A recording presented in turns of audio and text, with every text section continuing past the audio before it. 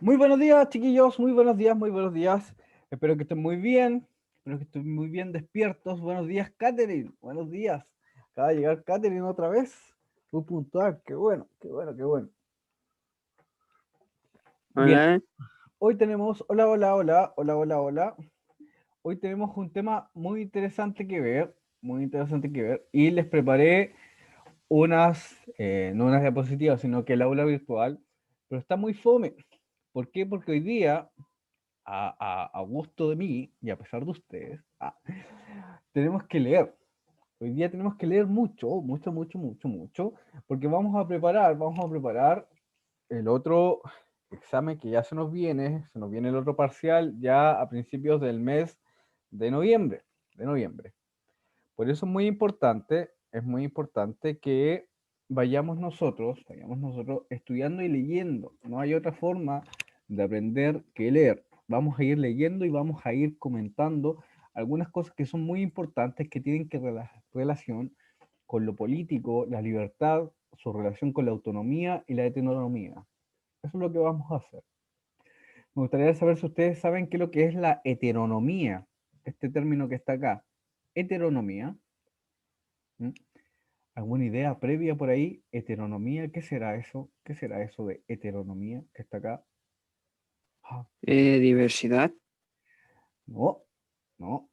La heteronomía es muy fácil. Al igual que autonomía, ya tiene la misma raíz de nomos. Nomos significa norma, ¿ya? La autonomía es la norma que uno se da a sí mismo y la heteronomía es la norma que le da otro. Aquí están las obligaciones, por ejemplo, está todo lo que corresponde más bien al mundo de la moral, el mundo de la moral social, y la autonomía está más bien ligado a la ética y está ligado a la decisión más bien propia, a la dilucidación propia y al uso de la razón, ¿ya? No se olviden de eso porque más ratito lo vamos a ver en el transcurso que vamos leyendo el aula virtual.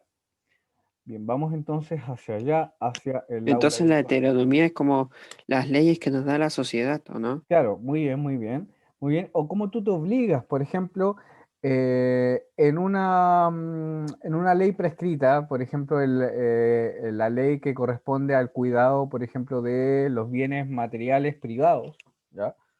Como lo que pasó en esta iglesia de Santiago, que ya nomás vamos a abordar también ese tema, vamos a abordarlo también. Pero, ¿qué pasa? Hay una norma externa que a ti te obliga a ti como individuo a no hacerlo, pero también puede haber una norma que sea una norma autónoma, ¿ya? Que te diga por qué hacerlo, por qué no, ¿ya? Ahí está la decisión ética, en esa decisión radical en cuanto yo decido o no realizar una acción. Pero siempre hay normas que a mí me van a restringir esa voluntad que es primaria. Es primaria. Y ese es el mundo de la heteronomía. Ya nomás lo vamos a ver también, porque tenemos que hacer un análisis exhaustivo de qué es lo que es lo político, qué es lo que es la libertad y cómo nosotros vamos a entenderlo en estas clases. Bien, para las clases de hoy tenemos esta parte de acá, ya lo político y su relación con la autonomía y la heteronomía, y a su vez tenemos en la tarde lo político según la lectura de Alain Badiou. Ya, vamos a hacer una lectura muy breve de un ensayo, muy cortito, que nos habla sobre lo político. Bien, ese ensayo me gustaría que lo pudiéramos leer en la tarde y le vamos a echar una mirada a este filósofo nuevo que es Alain Badiou. También hay un videito de presentación ahí, por si acaso, si es que lo vamos a alcanzar a ver. Vamos a ver conceptos también que tienen que ver con la enajenación política, vamos a ver conceptos que tienen que ver con la acción radical del hombre, con la pasividad y con la actividad y todo con lo que corresponde en estos caminos para comprender qué es lo que es el mundo político y el mundo de la ética. Bien, vamos a comenzar entonces, poner mucha atención. Acá les dejé también un repaso de los conceptos para que lo puedan revisar: ética, moral, metafísica como la fundamentación de la moralidad en la antigüedad, Platón, Aristóteles también, la relación del logos en la formación de la moralidad en Aristóteles, la fundamentación subjetivista de la ética el hedonismo, el utilitarismo, que ya lo vimos, y el imperativo categórico kantiano. Bien, hasta aquí quedamos y vimos también la axiología en la clase pasada. Me voy a detener un poquito en esto porque creo que es importante volver a revisarlo antes de pasar a lo otro que se nos viene. Muy bien, muy bien. Como ustedes saben, la axiología, ¿ya? Es el estudio de los valores, ¿ya? De lo que es digno y de lo que es finalmente valorado en la sociedad. Es muy importante tener eso en cuenta, de que los valores, en este caso, de cómo lo estamos tratando nosotros, que es una mirada más bien material de los valores existen. Y no solamente existen en mi subjetividad, como dice las teorías subjetivistas, no solamente dependen del yo, sino que estos valores se hacen presentes en la realidad por medio de ciertos mecanismos que ya vamos a ver. Vamos a ver. Muchas veces hay posiciones que son relativistas en cuanto al bien, en cuanto a qué es lo que es lo justo, qué es lo que es, por ejemplo, lo bueno, cuál es el concepto de lo digno, pero todo eso no tiene solamente una base subjetiva. ¿Ya? Esta base subjetiva que te vendría a decir que sería una mera percepción de las cosas. Para nada. Vamos a ver entonces que esta base un trasfondo material que es muy interesante de ver en cuanto a cómo nosotros comprendemos los valores, comprendemos su fundamentación y su relación con los seres humanos. ¿Bien? Para eso vimos teorías objetivistas de la axiología. Hay que recordar que los valores, todo esto que vimos de la justicia, la paz, la igualdad, ¿ya? Tienen una existencia objetiva y tienen una validez universal e independiente de la estimación subjetiva. ¿Ya? Muy importante entender esto porque en la gran mayoría de cómo nosotros estamos formados en este mundo capitalista neoliberal, ya se nos impone que toda valoración tiene que ser subjetiva. ¿M? Pero no tiene que ser solamente así, también tiene que haber valores que sean objetivos, si no, no se puede, por ejemplo, construir la sociedad. Si nosotros pensamos que únicamente somos, por ejemplo, 17 millones de chilenos que vamos a vivir una nueva constitución, no se puede pensar de que cada uno de esos 17 millones va a tener una percepción distinta de las cosas, ¿ya? O va a tener valores distintos que van a fundamentar, por ejemplo, la Carta Constitucional. Para nada, hay que llegar a acuerdos y hay que entender que hay cosas que son universales y cosas que tienen que ser permanentes. ¿Para qué? Para, por ejemplo, adquirir o sea, para poder permanecer, por ejemplo, en un mundo que legitime la libertad, que legitime la igualdad y que legitime también la fraternidad entre los chilenos. Eso es muy importante. No solamente entender a la moral, a la ética, entender también a la axiología y a los valores como en un mundo subjetivo, sino que también un mundo objetivo. Bien, vemos acá el 14, apriorismo material de los valores e intuicionismo emocional. Ya, para hablar de los valores, nosotros vamos a recordar que hablamos de un autor. ¿Ya? Este autor era Max Scheler, este alemán que nos hablaba sobre la teoría de los valores.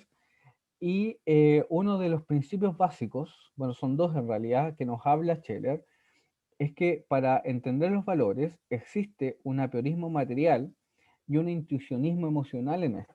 ¿Qué significa todo esto? Dice, lo primero, el apriorismo material, significa que el valor es una estructura necesaria y universal, pero no puramente formal, vacía, sino material, donada de contenido, dotada de contenido. Bien, estos no se captan por los sentidos ni por el entendimiento, sino por una intuición emotiva. Así como hay un mundo de colores, objeto de la intuición sensible, y el mundo de las esencias, objeto de la intuición eidética, también hay un mundo de valores, objeto de la intuición emocional. Bien, los valores entonces son objetivos y los valores son intuidos por la emoción. ¿Ya? Cuando hablamos de Max Scheler y cuando hablamos de los valores, hablamos de una ética que se refiere a la persona. Aquí, como Max Scheler ya es más bien del siglo XX, siglo XIX, ya final del siglo XIX, aquí ya nos metemos de in situ con una concepción moral en cuanto a los valores, ya desde una perspectiva contemporánea. Y el concepto de persona aquí es muy importante. Bien, vamos a ver cómo son estos valores, ¿ya? ¿Cuáles son las características de estos valores? Que fue algo que que no alcanzamos a ver la semana pasada. Dice, relación entre ser y valor. Valor es aquello que saca al sujeto de su indiferencia entre el objeto, por eso el valor se funda en la preferibilidad. El valor es no indiferencia. Bien, aquí me gustaría dialogar un poquito con ustedes. Con ustedes. La pregunta que les voy a hacer es la siguiente. Voy a actualizar aquí la página mientras tanto. ¿A qué le dan valor ustedes? ¿A qué le dan valor? ¿A qué cosas son las que más valor le dan? Tenemos que pensar que el valor es como poner un peso, siempre lo he explicado así, ¿ya? ¿Qué es lo que más pesa, por ejemplo, en su experiencia? Profe, pero ¿Mm? Dígame. ¿los modales serían valores o no? Claro, podría ser un valor, por ejemplo, un valor de sociabilidad en ese sentido, ¿ya? Hay algo que, por ejemplo, para ti, en cuanto a las relaciones, por ejemplo, de cortesía, ahí teníamos que hablar de las relaciones de cortesía, son muy importantes, por ejemplo, para las relaciones interpersonales. Por ejemplo, ahí estás poniendo un valor que tiene que ver con la concepción del otro frente a tus actitudes o frente a tus elecciones. ¿Ves? Ahí tienes algo que para ti no es indiferente. Pero ¿qué más puede ser para ustedes lo más importante en cuanto a valor? Dónde ponen ustedes el foco de su importancia? ¿Dónde está? ¿Dónde está? ¿Cuál sería entonces el foco de mi importancia? ¿A qué yo le doy más importancia en el De que mundo? sean verdaderos. Ya, por ejemplo, la verdad, ya, la verdad en cuanto a la objetividad, por ejemplo, y a la coherencia. En ese sentido, por ejemplo, cuando estamos hablando de personas, hablamos de la coherencia, que a mí me digan, por ejemplo, que el discurso de esa persona sea coherente con sus acciones. Eso es muy importante. Eso es muy importante. Y el saber, por ejemplo, el conocimiento, la verdad, También también. la La justicia, justicia que sean también. justos. Ujú, muy bien, muy bien, muy bien. Todo eso, Francisca, también ahí eh, a, a los compañeros que acaban de participar, todas esas cosas, todos esos valores para ellos no son indiferentes. Habría que preguntarse cuándo las cosas me son indiferentes, por ejemplo. De ahí está la concepción del valor. Si yo quiero intuir emocionalmente un valor, aquello no me tiene que ser indiferente. Yo tengo que estar presente en la valoración de aquello. Si yo quiero, por ejemplo, valorar lo que significa lo justo, lo bueno, por ejemplo, tengo que hacer dentro de mis actitudes y dentro de mis costumbres, ya dentro de mis hábitos, tengo que poder propiciar aquello, aquello. Esa es la primera entrada al mundo de los valores. La primera entrada, entonces, es que las cosas no me sean indiferentes, ¿ya? El valor saca al sujeto de esa indiferencia que es más bien permanente en nosotros y le da la importancia. Si una persona, por ejemplo, le da la importancia a la acumulación, por ejemplo, o al ser deshonesto o al ser tacaño, por ejemplo, ahí también hay una importancia de valor, pero en este sentido sería un desvalor. Ya lo vamos a ver más abajito. ¿Bien? Dice que la no indiferencia es la esencia del valor. Cuando yo le doy ahí importancia a aquello que a mí me llama la atención por su peso, por su valor. Dice, los valores son captados sentimentalmente, la manera inmediata en la que la capacidad de sentir de la persona se pone en marcha. Ya, esto es muy importante porque generalmente la ética o la filosofía en general le pone mucho énfasis a la intuición intelectiva o a la razón, a la facultad de la razón. Pero en cuanto al valor, los sentimientos son muy importantes. Por ejemplo, una persona que el otro día estaba conversando con algunos amigos, unas personas que tienen una relación, por ejemplo, corrupta con respecto a la verdad, por ejemplo, al conocimiento. Ahí tienen, por ejemplo, una elección. Y esa elección tiene que ver con algo sentimental y por eso también válido. ¿Mm? Miren, por ejemplo, les voy a retrotraer a lo que está pasando en nuestro país. No por justificar, ojo que lo estoy diciendo, la quema de la iglesia, pero para nada, para nada. Pero vi unos comentarios, por ejemplo, en Instagram, que decían que se sentía la gente muy satisfecha porque se estaba quemando una propiedad, por ejemplo, de personas que son corruptas. Así son tratadas las personas de la iglesia. Fíjense lo que en la conclusión que llega la gente. Y esa conclusión, para poder comprenderla, ojo, comprenderla no solamente optar por sí o no, ¿ya? No por validarla o no, sino que para la comprensión, y en esto quiero ser bien enfático, las personas que dicen eso, su acercamiento hacia los valores que implica la iglesia, ya no han sido los correctos. Y en ese sentido, la culpa no es de las personas, la culpa también es de la iglesia, que en ese sentido, por ejemplo, no ha sabido pedir perdón o no ha sabido aclarar los temas de pedofilia o los temas de corrupción que hay dentro de la iglesia. ¿Ya? Así que poner el valor, fíjense lo que estoy diciendo, en un bien material que fue consumido por las llamas, y por otro lado, no poner el valor con respecto al perdón, con respecto a la reconciliación y por respecto a la verdad, por ejemplo, de esos casos, la gente juzga y la gente juzga por medio de los valores. ¿Mm? Ahí hay un Profe, análisis que es muy necesario de hacer. Dígame. es que igual encuentro de que ahí la gente, o sea, todas las opiniones son válidas y todos tienen derecho ¿Mm? a expresar su opinión y todo, pero yo Sí, igual comparto como la de ustedes porque es un bien material, algo que se puede volver a construir, claro. algo de que en verdad Mm, para mí siento que, o sea, no, tal vez no era necesario quemarlo, pero tal ujú, vez no hay que darle como tanto color que si se ujú, quemó o no se quemó, porque en esa mm. iglesia había muchos casos de pedofilia, de violaciones, de corrupción, entre otras muchas cosas que han hecho, Claro, tanto carabineros como otras personas.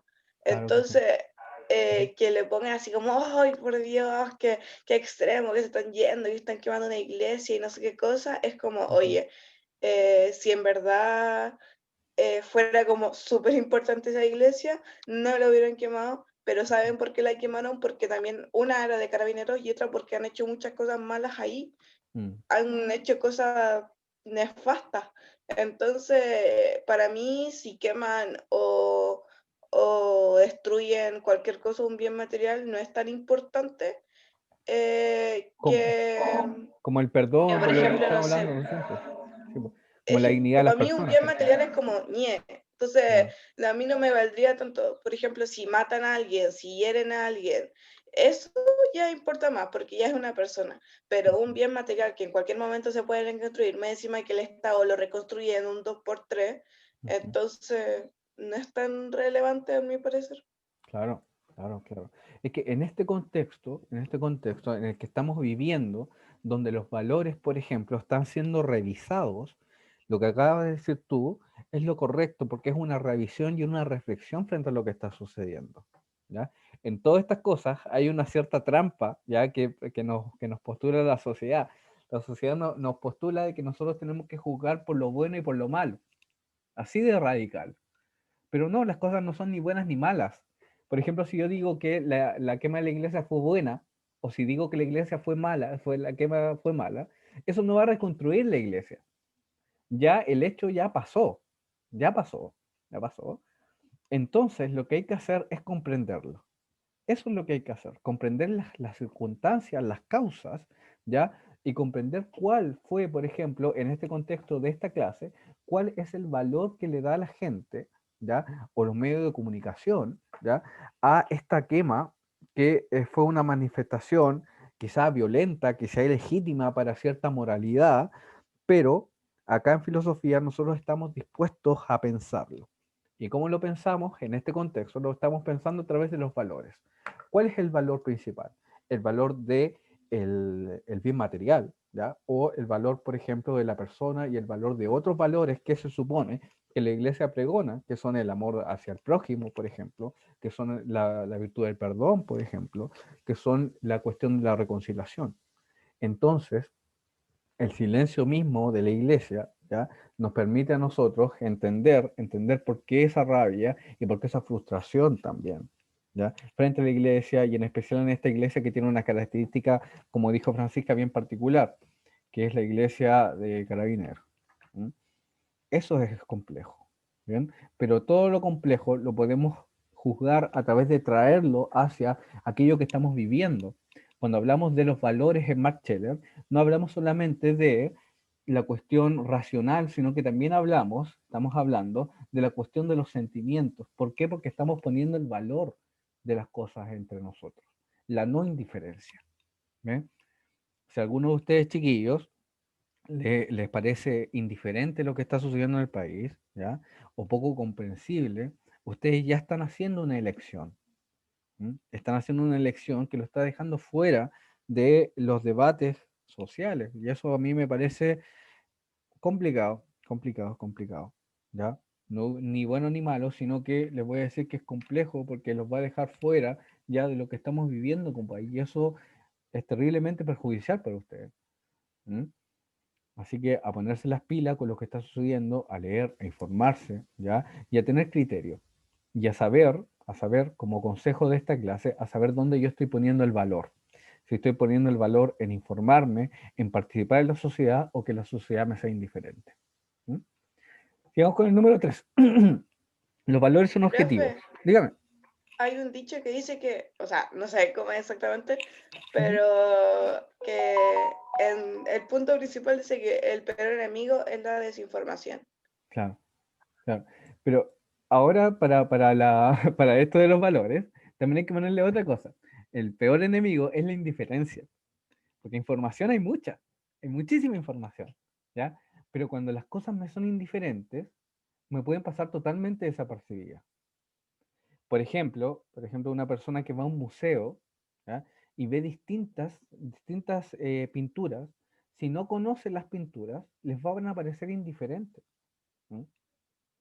Y la idea es que una vida bien vivida, una vida activa, como lo vamos a ver más ratito, tiene que ver con que las cosas no me sean indiferentes y yo poner en la palestra mi conciencia, mi sensibilidad y todo lo que está en juego en la comprensión de las cosas y el mundo. ¿Mm? Y eso también es hacer filosofía, eso también es hacer una vida mucho más auténtica y eso es lo que estamos viendo en estas clases cuando vamos a ver ahora el tema de la política y el tema también de la autonomía. Ya nos vamos a acercar también a ese punto, pero muy bien el razonamiento. Bien, sigamos acá. Los valores son objetivos. El fundamento del valor no es el grado o desagrado que desencadena. El mismo hecho de que podamos discutir sobre los valores supone en la base de la discusión estamos profundamente convencidos que son objetivos. ¿Ya? A pesar de que todas las personas pueden tener una concepción distinta, por ejemplo, de un valor, tenemos que saber que ese valor es objetivo. Ya el hecho de que lo estamos discutiendo ya es algo que existe en la realidad y que permea y que actúa frente a los seres humanos. ¿Mm? Por eso los valores no solamente son la percepción individual, sino que tienen que ser cómo estos valores se construyen ya en la sociedad. Por ejemplo, lo que decía Pablo recién, en la cuestión sobre la costumbre, sobre, por ejemplo, los modales o, como le había dicho yo, esto de, se me olvidó, la costumbre, los valores, esto de la cordialidad, por ejemplo, ¿ya? Eso es algo que tiene que ser valorado por todos nosotros, ¿ya? El rostro del otro no me puede ser indiferente, por ejemplo, si tiene hambre, si tiene sed o si me necesita en ese sentido. ¿Ya? Eso no puede ser indiferente. La vida de las personas no me puede ser indiferente. Lo que está sucediendo en el país con respecto a esta ebullición social que está buscando una justicia para que haya paz en la sociedad, no me puede ser indiferente. ¿Ya? Cuando, por ejemplo, en los mismos medios de comunicación se alude a los violentistas, todo esto para poder encubrir todas estas demandas sociales que tienen que ver con una vida más digna, ¿ya? Ahí hay una especie de indiferencia y una especie de mentira que se genera, por ejemplo, en la clase dominante, ¿ya? Y son cosas que nosotros, como pensadores que somos, ¿ya? Como estamos haciendo, como estamos pensando acá, no me pueden ser indiferentes, ¿ya? Los valores tienen que estar presentes y los valores son objetivos y los valores se generan en la sociedad, se generan en cuanto a las personas eligen sus decisiones. Bien, eso es lo que nosotros estamos viendo ahora. Las características de los valores. ¿Ya? Vamos a ver la polaridad de los valores, que esto es muy interesante. Dice, el valor consiste en la no indiferencia, es decir, en su capacidad de sacarnos de la indiferencia. Eso ya lo sabemos. Esto supone un punto inicial de indiferencia y algo no indiferente que se aleja de este punto. Hay dos modos de alejarse de este punto de indiferencia, uno positivo y uno negativo. Por eso el valor tiene una polaridad, un polo positivo y un polo negativo. La provocación de la no indiferencia puede suceder por atracción o por aversión. Todo valor tiene su contravalor. A lo bueno se le contrapone lo malo, a la belleza se le contrapone la fealdad, etc.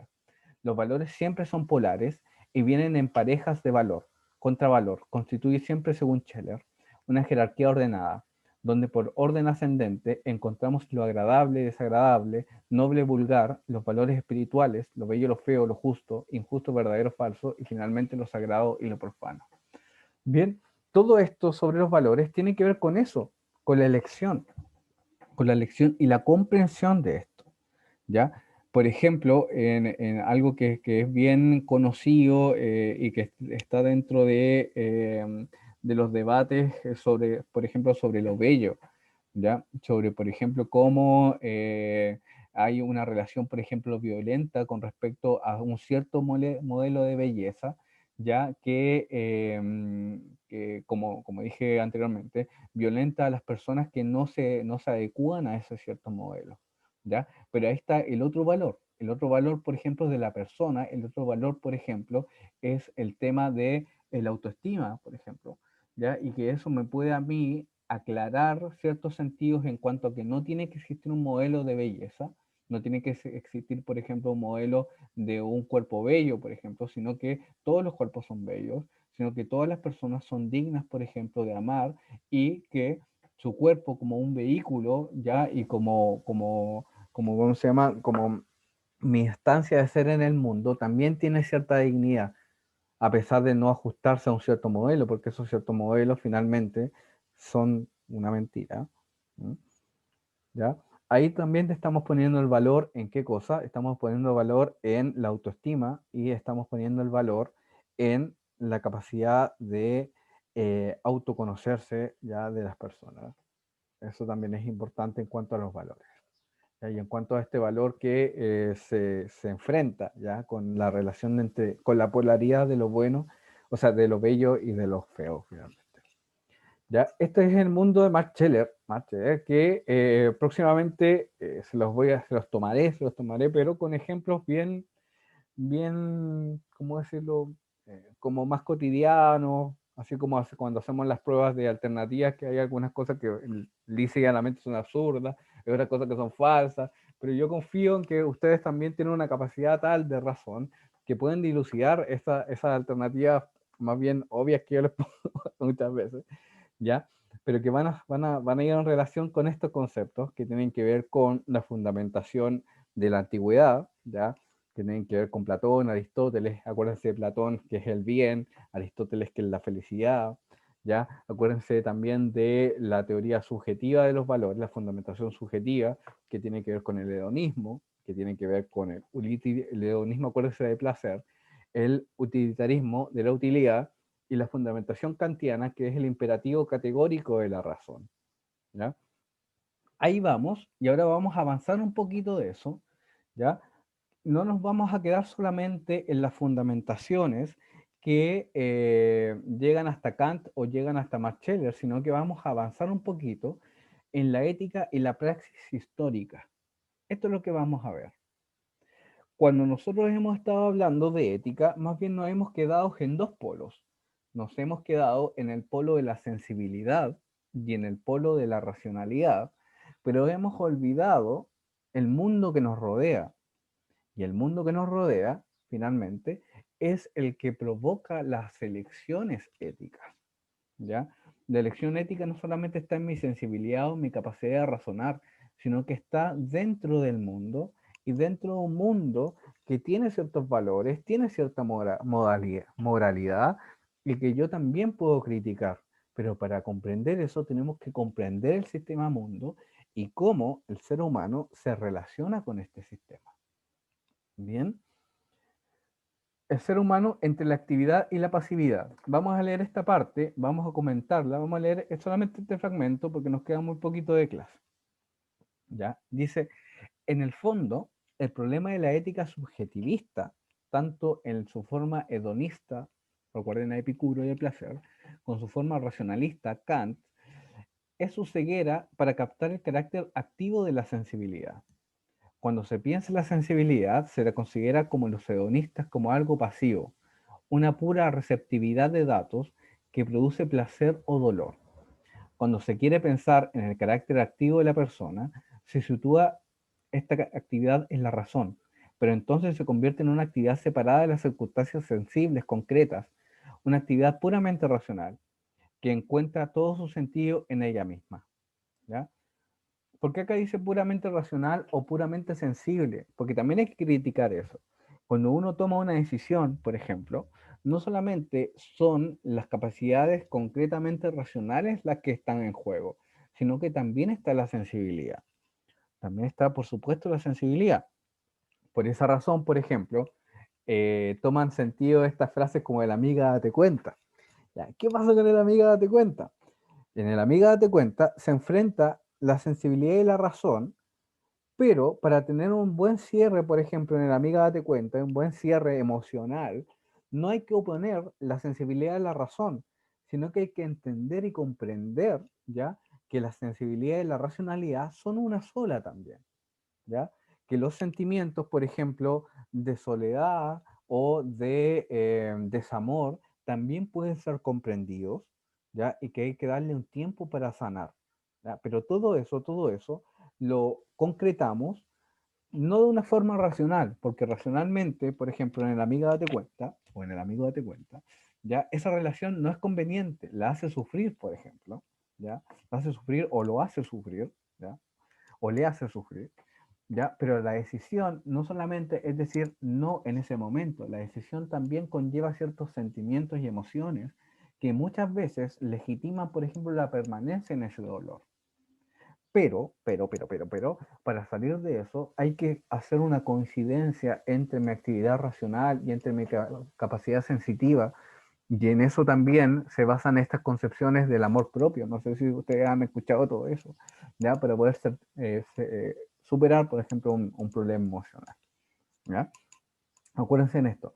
Para ver esta cuestión de la praxis histórica, tenemos que conciliar tanto la racionalidad como la emocionalidad. Bien, sigamos acá. Por eso Kant no atiende a las circunstancias de la acción ni el carácter histórico de la misma. Se piensa que la razón es algo universal, idéntico siempre en todas las personas, en todas las culturas y en todas las épocas, no sometidas al influjo de las situaciones y de los cambios que suceden en el mundo real. ¿Ya? Cuando sí, obviamente, la razón, la racionalidad, las decisiones, los valores y todo lo que implica la condición humana tiene que ver con un carácter histórico. ¿Mm? Aquí tenemos entonces tres patitas que estamos viendo. Estamos viendo por una parte lo sensible, estamos viendo lo racional y ahora estamos viendo lo histórico para entender esto de la filosofía de la praxis. ¿Ya? Para la filosofía de la praxis es sin duda muy importante con Kant atender al carácter activo del ser humano. Evidentemente las personas se guían simplemente por lo que les causa placer o dolor. No es una persona libre, es una persona totalmente determinada por sus inclinaciones y por las condiciones externas. Fíjense, no solamente hay que basarse en esto que me causa placer o dolor, hay que dilucidar atentamente, ya, por medio de la razón, qué es aquello que a mí me hace feliz, qué es aquello posible que hace el bien común, por ejemplo, para las personas, ¿ya? Hay que tener en cuenta esto, el ser humano es una realidad activa. Para la filosofía es muy importante insistir en que el ser humano no solamente es un producto pasivo que lo rodea, sino una realidad activa que transforma el mundo y sus circunstancias concretas mediante su actividad mediática, ¿ya? Eso es, procurar que el ser humano no solamente es pasividad, sino que es actividad. Bien, nos queda un minuto entonces, vamos a seguir en la tarde, chiquillos, con esto. Recuerden, filosofía y praxis histórica, que es el nuevo concepto que estamos viendo. Ya nos vamos a acercar a la libertad humana y a la política. Nos vamos a acercar eso en la tarde, ¿bien? Profe, Entonces, disculpe, dígame, nos quedó muy una duda poquito. corta. ¿Qué es la filosofía de la praxis? Es lo que estamos viendo, la filosofía de la praxis es conciliar, ¿ya? La razón y la